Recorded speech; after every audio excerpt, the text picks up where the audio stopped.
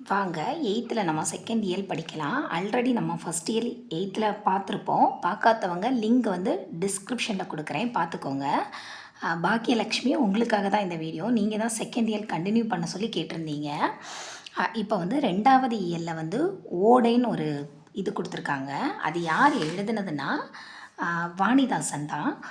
நமக்கு வாணிதாசன் வந்து சிலபஸில் டைரெக்டாக கொடுக்கல. ஆனால் நம்ம புக்கில் கொடுத்துருக்க கவிஞர்களை மட்டும் முன்னாடியெல்லாம் எக்ஸ்ட்ரா நிறைய படிப்போம். இப்போ புக்கில் கொடுத்துருக்கிறத மட்டும் நம்ம படிச்சிருவோம்.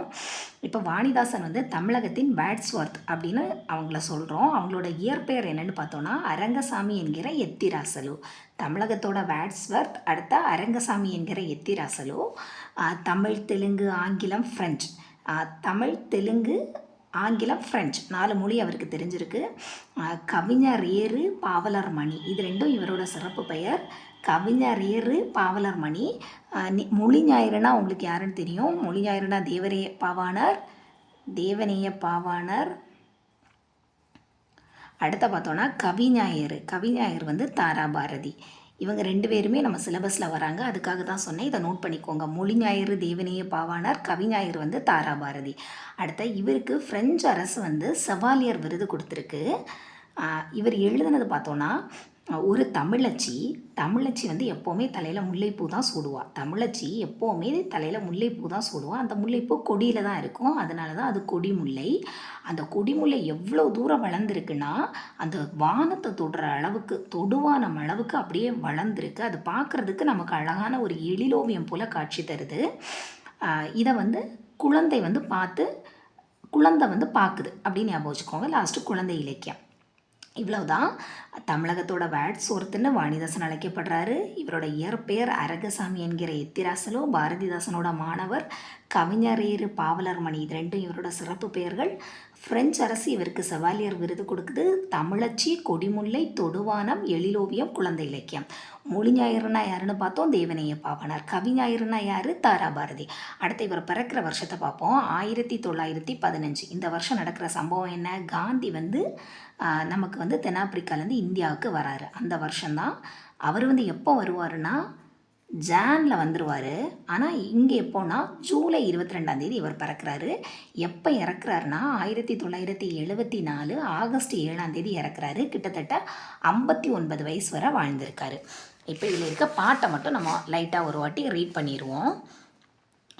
ஓடை ஆட உள்ளம் தூண்டுதே, கல்லில் உருண்டு தவழ்ந்து நெளிந்து பாடும் பாட இந்த ஓடை எந்த பள்ளி சென்று பயின்றதோடி, ஏடு போதா இதன் கவிக்கார் ஈடு செய்ய போராரோடி. இது ஏன்னா ஸ்டார் போட்டு கொடுத்துருக்கனால கண்டிப்பாக இது மனப்பாட பாட்டு. அதனால் ஏதாவது 2 லைன் கொடுத்து எந்த கவிஞர்னு கேட்கலாம்.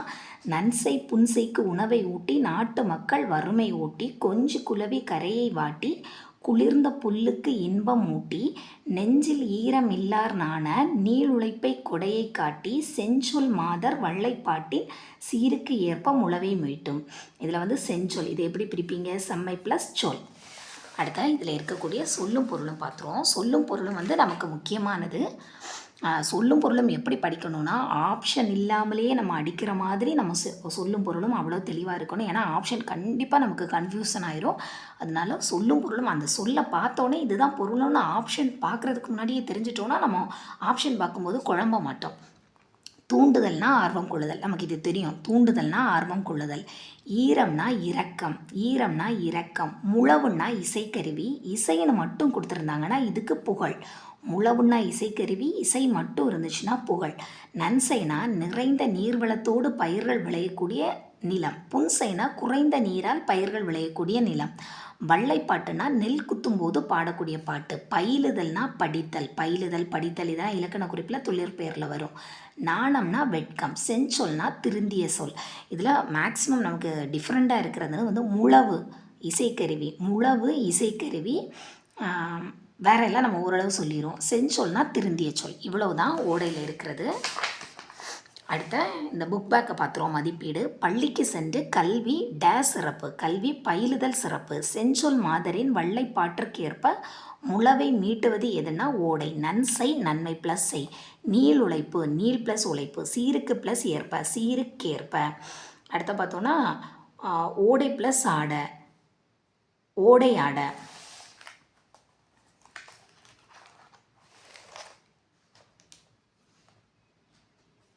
அடுத்த இது வந்து கோணங்காத்து பாட்டு.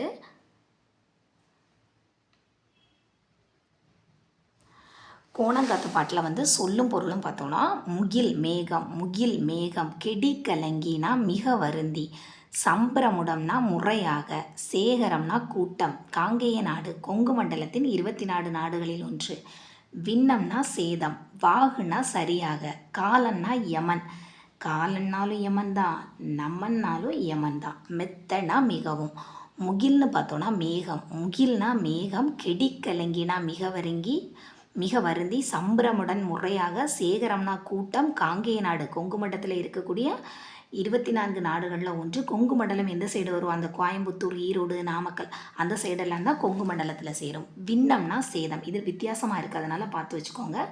விண்ணம்னா சேதம், வாகுனா சரியாக, காலன் நமன் ரெண்டுமே யமன், மெத்தன்னா மிகவும். அடுத்து பார்த்திங்கன்னா இதில் ராசு வந்து தொகுத்த பஞ்ச கும்மிகள் நூலில் தான் இது இடம்பெற்றிருக்கு. வெங்கம்பூர் சாமிநாதன் வந்து இயற்றிய கோணம் காத்து பாட்டு, அதுலேருந்து இதில் சில பாடல்கள் தந்திருக்காங்க. பஞ்ச கும்மி அதை யார் தொகுக்கிறான்னு கேட்டால் ராசு, கோணங்காத்து பாட்டு யார் பாடினான்னு கேட்டால் வெங்கம்பூர் சாமிநாதன். இது மேக்ஸிமம் கேட்க மாட்டாங்க, சும்மா நம்ம லைட்டாக தெரிஞ்சு வச்சுப்போம். அடுத்த வானில் கரு முகில் தோன்றினால் மழை பெய்யும். முகில்னால் நமக்கு தெரியும், முகில்னா மேகம். அடுத்த முறையான உடற்பயிற்சியும் சரிவிகித உணவும் காலனே ஊட்டிவிடும். காலன்னா நமக்கு தெரியும், யமன் நமன். விழுந்ததங்கே, விழுந்தது ப்ளஸ் அங்கே, செத்திறந்த, செத்து ப்ளஸ் இறந்த, பருத்தி ப்ளஸ் எல்லாம், பருத்தி எல்லாம்.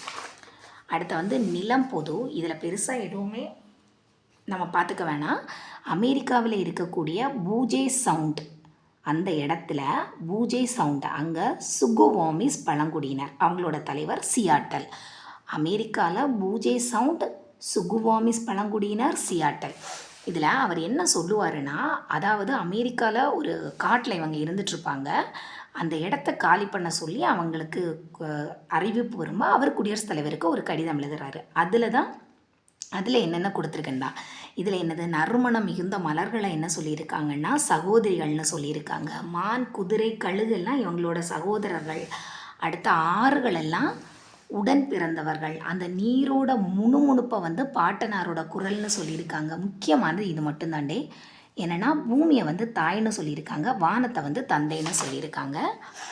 அடுத்து இந்த கட்டுரை வந்து பக்த வல்சல பாரதி எழுதிய தமிழக பழங்குடியினர் அந்த நூல்லேருந்து எடுத்திருக்காங்க. பக்த வல்ச பாரதி, தமிழக பழங்குடியினர். அடுத்த செவ்விந்தியர் நிலத்தை வந்து எதா மதிக்கிறாங்கன்னா தாயா, இன்னோசைனா இனிமை ப்ளஸ் ஓசை, பால் ப்ளஸ் ஊறும் பால் ஊறும். அடுத்து இதுவும் சும்மா ஒரு கதை தான், நீங்கள் ரீட் பண்ண கூட வேண்டாம் இந்த கதையெல்லாம். அடுத்த பார்த்தோன்னா மன்னி ஷாண்டி, மாதுரி ரமேஷ், இவங்க தான் காடர்கள் கதையை தொகுத்துருக்காங்க. அதில் இருந்து யானைகளோடு பேசுதலை கீதா வந்து தமிழாக்கம் செய்திருக்காங்க. மன்னி ஷாண்டி, மாதுரி ரமேஷ், காடர்களின் கதையை தொகுத்தவர்கள்னு கேட்டால் மன்னி ஷாண்டி, மாதுரி ரமேஷ். அதில் வந்து யானைகளோடு பேசுதல் என்னும் தலைப்பில் வந்து கீதா வந்து தமிழாக்கம் செய்திருக்காங்க. அடுத்த நமக்கு தெரியும் வினைமுற்றுனா, ஒரு சொல் வந்து முற்று பெற்றுனா அதுதான் வினைமுற்று. ஒரு சொல்லு கிடையாது, செயலை வினைன்னு சொல்கிறாங்க. ஒன்றன் செயலை குறிக்கும் சொல்ல தான் நம்ம வினை சொல்லுன்னு சொல்கிறோம். அந்த செயல் முற்று பெற்று வந்துச்சுன்னா அது வினைமுற்று. அப்போது பொருள் முற்று பெற்று வினை சொற்களை முற்று வினை அல்லது இதெல்லாம் வேண்டாம். வினைமுற்று எதையெல்லாம் குறிக்கும்னா 5 பால் நமக்கு தெரியும், ஆண் பால், பெண் பால், பலர்பால், பலவின் பால், ஒன்றன் பால். 5 பால், 3 காலம், தன்மை முன்னிலை, இடம்தான் தன்மை முன்னிலை படர்க்கை, காலம் தெரியும், இறந்த காலம், நிகழ்காலம், எதிர்காலம். இதை வந்து வினைமுற்று 2ஆக பிரிக்கிறாங்க. தெரிநிலை, குறிப்பு. இதை மட்டும் ஞாபகம் வச்சுக்கோங்க. குறிப்புன்னா அதில் காலத்தை அது குறிக்காது, தெரிநிலைனா காலத்தை குறிக்கும், அவ்வளோதான். தெரிநிலையில் எல்லாமே தெரிகிற மாதிரி வருதான், செய்பவர், கருவி, நிலம், செயல், காலம், செய்பொருள். ஆனால் இதில் ஏதாவது ஒன்று மட்டும் தெரிஞ்சிச்சுன்னா அது குறிப்பு வினைமுற்று. நீங்கள் சும்மா ரீட் பண்ணி விட்டாலே இது புரிகிற மாதிரி தான் இருக்கும். அடுத்த இது முக்கியமானது. அடுத்த என்ன, இதை வந்து தெரிநிலை குறிப்பு வினைமுற்றை தாண்டி ஏவல் வினைமுற்று, வியங்கோல் வினைமுற்றுன்னு இருக்குது. ஏதாவது மேட்ச்சில் கொடுத்தா நம்ம எழுதிடலாம், பாடம் படி, கடைக்கு போ, அப்படி கட்டளை இடுற மாதிரி வந்துச்சுன்னா அது ஏவல் வினைமுற்று. வாழ்த்துதல், வைத்தல், விதித்தல், வேண்டல் இதில் வந்துச்சுன்னா அது வந்து வியங்கோல் வினைமுற்று. ரெண்டுக்கும் இது வந்து டிஃப்ரெண்ட் கொடுத்துருக்காங்க. இது முன்னிலையில் மட்டும் வருமா.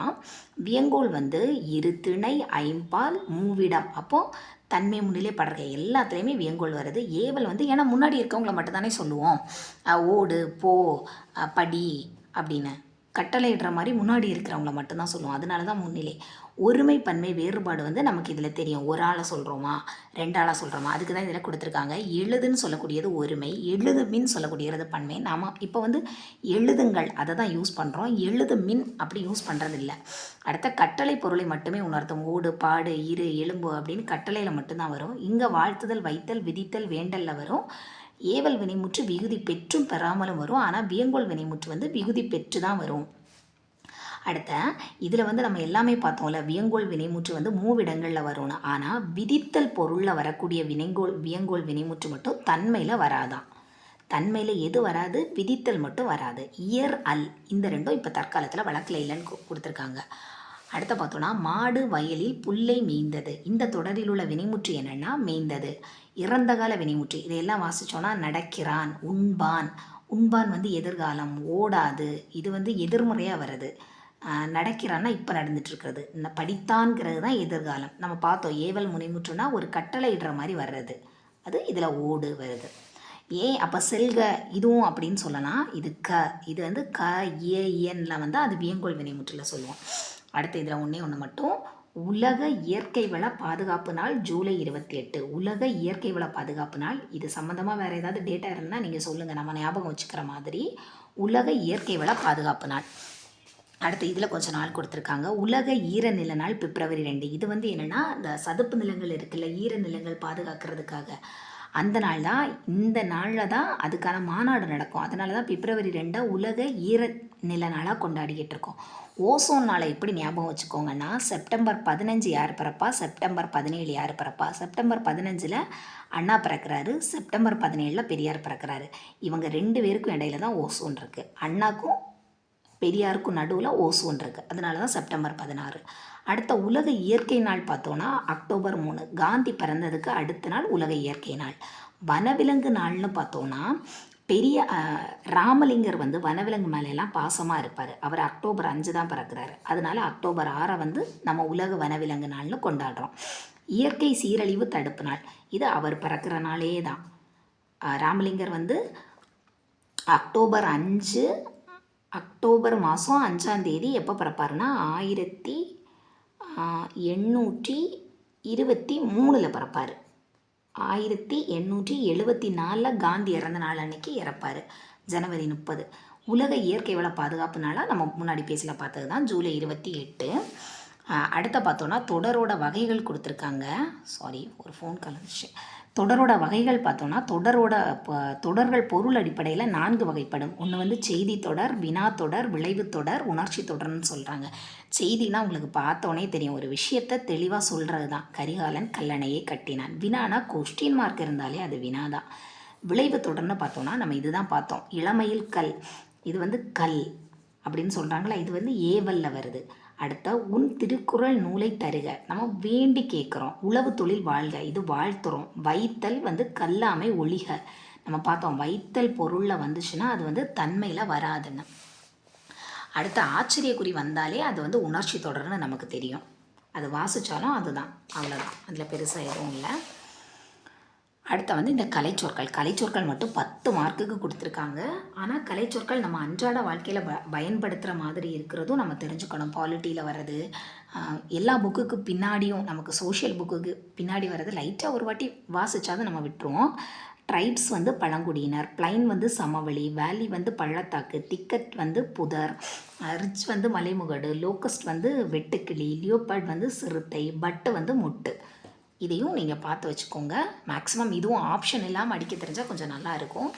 திருக்குறளில் வந்து நான் செக் பண்ணிட்டேன், இந்த சிலபஸில் கொஞ்சம் ஒரு 15 அதிகாரத்துக்கிட்ட இருக்குல்ல, அது எதுவுமே இதில் இல்லை. ஆனாலும் நம்ம சும்மா அணி கொடுத்துருந்தா அது என்ன அணின்னு மட்டும் பார்த்துட்டு போயிடுவோம். வலியில் நிலைமையான் வல்லுருவம் பெற்றம் புலியின் தோல் போர்த்து மேய்ந்தற்று. என்ன சொல்கிறாங்கன்னா, மனதை அடக்கும் வல்லமை இல்லாதவர் மேற்கொண்ட வலிய தவக்கோலம் புலியின் தோலை போர்த்தி கொண்ட பசுமயிரை மேய்ந்தது போன்றதாகும். இது வந்து இல்பரு ஓமை அணியா. அடுத்த பார்த்துட்டோன்னா வருமுன் காவாதான் வாழ்க்கை எரிமுன்னர் வைத்தூர் போல கடும், இது ஓமை அணின்னு சொல்லியிருக்காங்க. அவ்வளோதான் அணி இதில் கொடுத்துருக்காங்க. இது நம்ம பார்த்துருவோம். திருக்குறள் வந்து திருவள்ளுவர் தான் இருக்கார்ல, பெருநாவலர், முதல் பாவலர், நாயனார், இதெல்லாம் அவரோட சிறப்பு பெயர். திருவள்ளுவரோட ஆண்டு எப்படி? திருவள்ளுவரோட ஆண்டு கிமு 31ன்னு சொல்கிறோம். அப்போ இப்போ எத்தனை வருஷமோ, இப்போ வந்து 2025 இதோட 31 கூட்டுனா 2056. இதுதான் இப்போ திருவள்ளுவர் ஆண்டு. அப்படி தான் திருவள்ளுவர் ஆண்டு கேல்குலேட் பண்ணணும். திருக்குறளும் 3 வந்து முப்பால் இருக்கு. அறம் பொருள் இன்பம்னு. அதிகாரம் 333, பாடல் 1330. அறத்தில் வந்து எவ்வளோ அதிகாரம்? 38. பொருளில் வந்து 70, இன்பத்தில் வந்து 25. 38 அறம் வந்து 38, பொருள் வந்து 70, இன்பம் வந்து 25. அறத்தில் என்னெல்லாம் இயல் இருக்குன்னா பாயிரவியல், இல்லறவியல், துறவியல், ஊழியல். அடுத்த பார்த்தோன்னா பொருளில் தான் அரசியல், அமைச்சியல், ஒழிப்பியல். லாஸ்டில் களவியல், கற்பியல். அவ்வளோதான் திருக்குறள். அவ்வளோதான் இந்த செகண்ட் இயல். நீங்கள் தேர்ட் இயல் வேணும்னு கேட்டால் நான் போடுறேன். தமிழ் வந்து ஏன்னா தமிழில் நமக்கு மொத்தம் வந்து 100 மார்க்குக்கு கேட்க போகிறாங்க. மேக்ஸிமம் 98 மார்க்கு புக்கில் இருந்து மட்டும்தான் கேட்பாங்க. அந்த 2 மார்க்கு வெளியிலேருந்து கேட்டாலுமே அந்த 2 மார்க்கை நம்ம அட்டன் பண்ணுற மாதிரி தான் இருக்கும். நம்ம ஆப்ஷன் எலிமினேட் பண்ணுறதுக்கு நம்ம இதெல்லாம் படிச்சிருந்தால் எழுத முடியும். ஏன்னா நீங்கள் நினைக்கிற மாதிரி ஜிஎஸ்சில் டக்குன்னு நம்ம ஃபுல் மார்க்கும் வாங்க முடியாது. ஆனால் நம்ம நினச்சா 100 மார்க் இதில் ஈஸியாக வாங்கிடலாம். அதே மாதிரி 25 மார்க் மேக்ஸில். இந்த 125 மார்க்கில் 120 மார்க்குக்கு நம்ம தரவாக இருந்தோம்னு வச்சுக்கோங்களேன். அப்படி இப்படி அந்த 80 மார்க்கில் பாதிக்கு பாதி வாங்கினா கூட நம்ம உள்ளே போயிடலாம். அடுத்த வருஷம் எலெக்ஷன் வருது. அதனால் கண்டிப்பாக எக்ஸாம் நடக்காது. அதுக்கு அடுத்த வருஷம் தான். அப்போ எவ்வளோ வருஷம் தள்ளி போயிடும்னு பாருங்கள். சிலபஸ் மாறலாம், நமக்கு காம்படிஷனுக்கு ஆட்கள் அதிகமாகலாம். அதனால் இன்னும் கரெக்டாக ஒரு 3 months இருக்குது. இருக்கிற டைமை நம்ம யூஸ்ஃபுல்லாக படிச்சுட்டோம்னாலே கண்டிப்பாக வரப்போகிற எக்ஸாமில் நம்ம பாஸ் ஆகி செலக்ட் ஆயிடுவோம்.